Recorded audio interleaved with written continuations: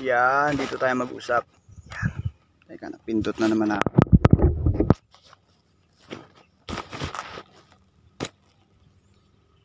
Yan. Yan, pahinga tayo dito. Yun, hello, what's up guys? Yun, sa mga nagtatanong bakit nga ako nahinto sa pagbablog. Ayun, actually, no, 'di ba actually? Actually, hindi naman talaga ako huminto.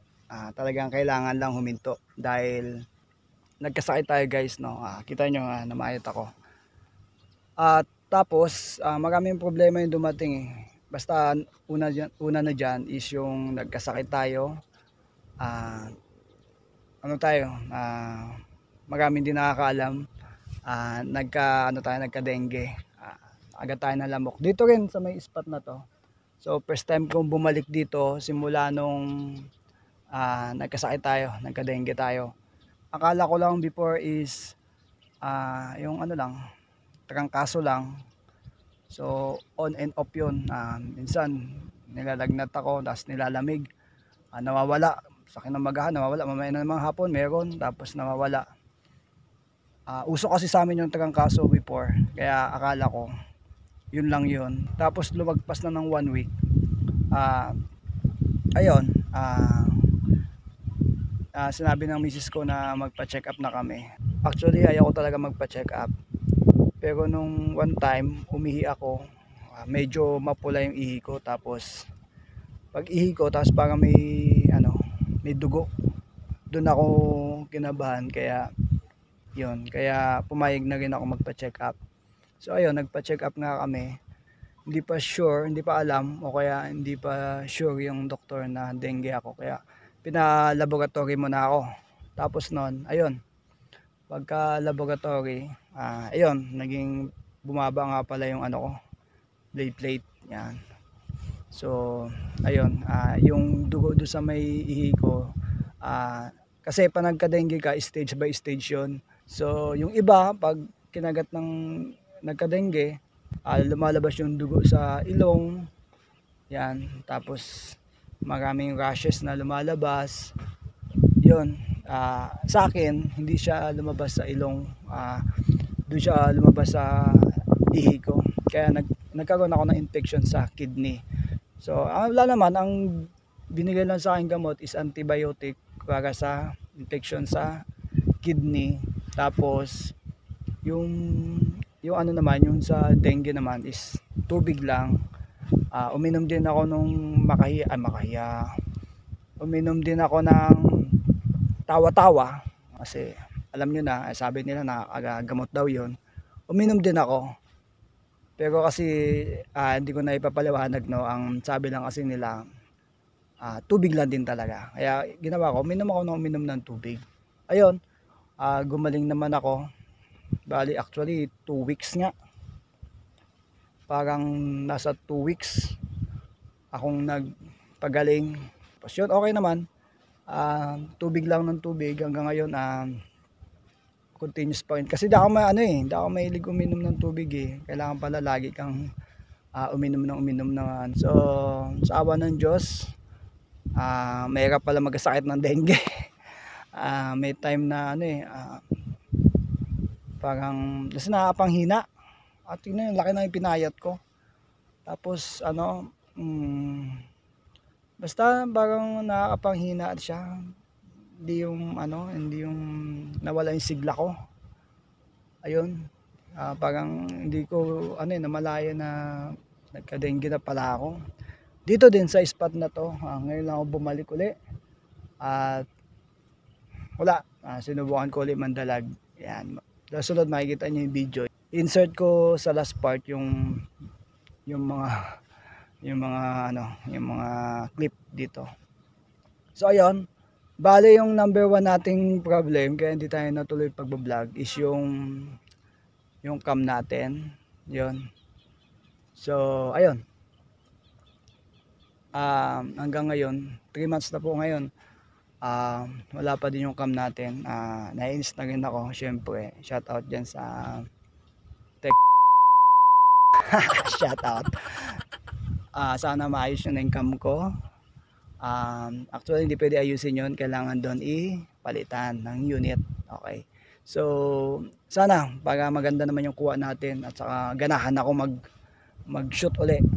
So pangalawa, yan, nagkasakit ako ng dengue. So kayo guys, kayo mga anglers dyan, yung pagsuot natin ng long sleeve coverall is ano yan, may use yan. Hindi yan basta basta sinusuot natin, hindi yan pang forma lang. Protection sa mga init, sa lamok, yan, protection natin yan, kaya huwag kakalimutan. That time kasi wala naman ako balak mag fishing, dinala ko lang talaga yung gamit ko, tapos nagpapagawa kasi ako ng motor dyan sa may malapit dito sa spot na to. So sumadya ako, ang suot ko noon is t-shirt lang, tapos short. Ayun, hindi ko na malaya na kung saan ako lumusok, na nakagat na pala ako. That time pagkaagat sa'yo, mga 2 to 3 days sa kayang effect, ganun yun. So ingat po tayo guys, no? Maging lesson para sa inyong lahat yung nangyari sa akin. Ayaw ko mangyari sa inyo. So after ko gumaling doon, nagpa-laboratory talaga ako kasi gusto ko ma-clear. Yun, clear naman. Thanks God, no? Gumaling tayo. Hindi talaga ako napakali. Gusto kong, kahit sabi ni Doc okay na, hindi. Gusto ko magpa-laboratory uli kasi gusto kong malaman, gusto ko ma-clear yung self ko, parang may doubt ako eh. Tapos may mga tournament. Shout out nga pala sa Kalintaan Tamaraw Anglers Club. Pasensya na kayo, hindi ako nakarating sa tournament. May tournament kasi sila. Alam nyo na under recovery pa ako, hindi pa ako masyado magaling noon. Saka hindi rin ako papayagan ng misis ko dahil nga kagagaling ko lang, tapos sasabak agad ako sa tournament na ganon. So ayun, sana maintindihan nyo. Sa mga pumunta na hindi tayo nagkita-kita, sorry guys, kasi kailangan ko talaga magpahinga pa. Ayun. So ayun, thank you po. Salamat po sa mga sa mga nagme-message sa akin, sa mga nagko-comment na hinahanap ako. Ayun. Thank you so much sa inyo lahat guys. Number 3 kung bakit na ito ay dumating yung time na parang ayaw ko na. Kasi nga ba naman, nagkasakit, wala yung cam. Yun, ganon. May mga parang may sa sarili mo na ayun, parang kailangan ko pa ba mag-vlog? Kailangan ko pa ba ituloy? Yun. May mga punto na mapapaisip ka ng ganon. Pero thankful ako guys sa mga nagko-comment, sa mga nagme-message, sa mga nangangamusta kung bakit wala na akong upload na ako, kailangan ko na daw mag-upload. Naboboard na sila, ayan. So di ko expect na may mga ganun palang naghihintay ng vlog ko. Ayun, ngayon kahit phone yung gamit natin is susubukan natin makapag-vlog para lang makapag-update ako sa inyo guys, no? Thank you so much guys, yung pag-message nyo sa pagko-comment sa aking YouTube, sa Facebook, kamusta is appreciate ko yun. Hindi lang ako masyado ma-comment, pero guys, thank you so much dahil sa inyo papatuloy pa rin yung ating pag-vlog. So hanggang dito muna guys, no? At nag-update lang ako. Maraming salamat po. Ingat po tayong lahat. Hanggang sa muli, this is your Papa Vlog. Happy fishing!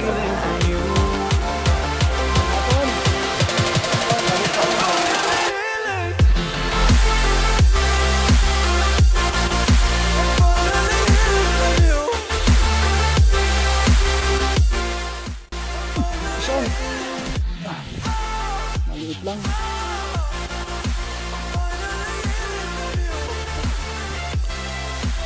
Wala. Okay na. Lakas siya kumagat kahit malito. in this imperfect world.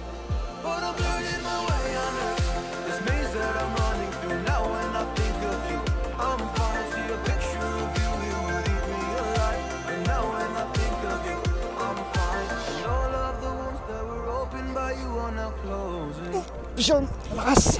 I finally Sakit know na. how to live without Oh. hurting myself.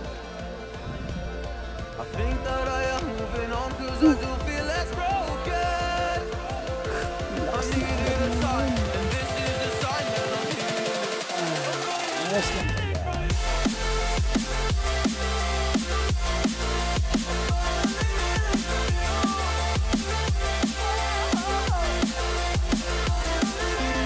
Vision. Tama ka na, boy.